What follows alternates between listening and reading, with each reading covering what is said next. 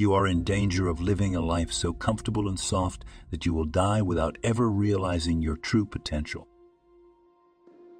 It's a lot more than mind over matter.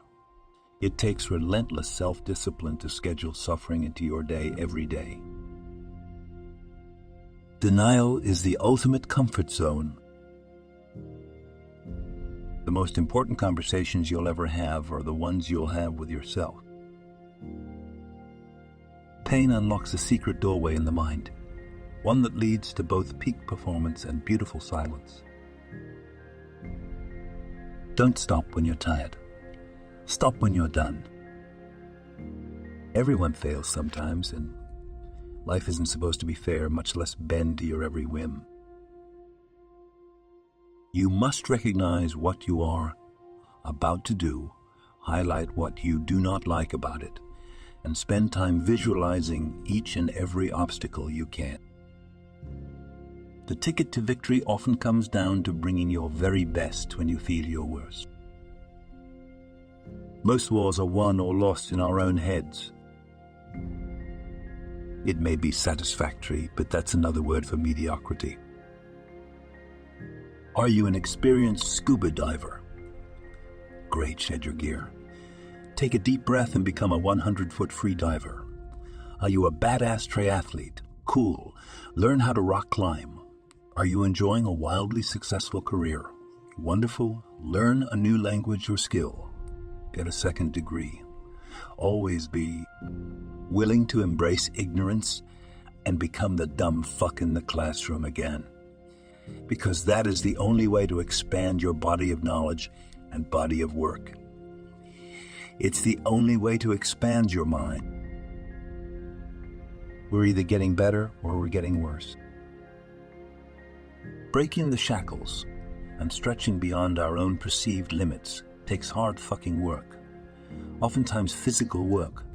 And when you put yourself on the line, self-doubt and pain will greet you with a stinging combination that will buckle your knees.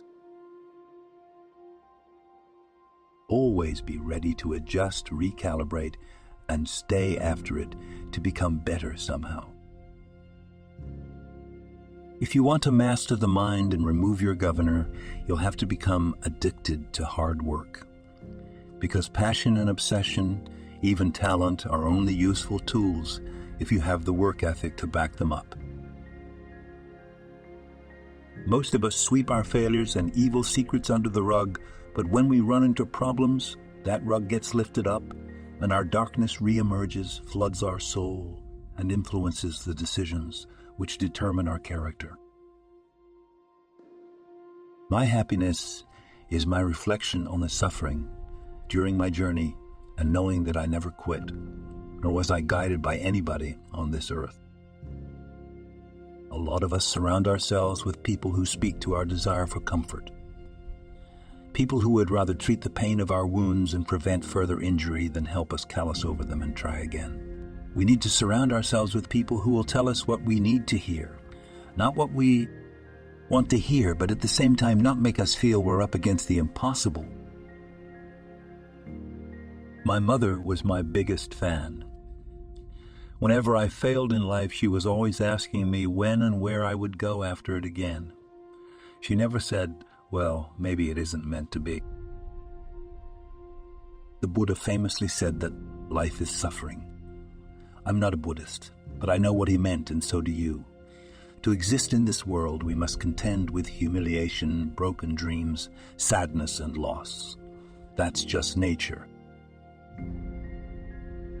We can't control all the variables in our lives.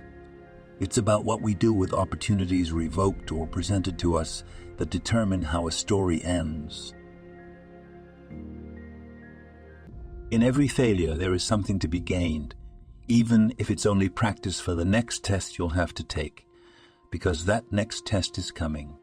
That's a guarantee. I knew that the confidence I'd managed to develop didn't come from a perfect family or God-given talent. It came from personal accountability, which brought me self-respect, and self-respect will always light a way forward. There is no more time to waste. Hours and days, evaporate like creeks in the desert.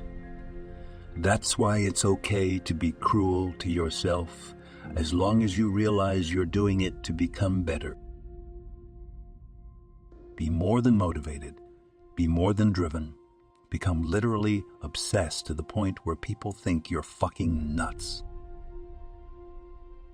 It takes great strength to be vulnerable enough to put your ass on the line in public and work toward a dream that feels like it's slipping away.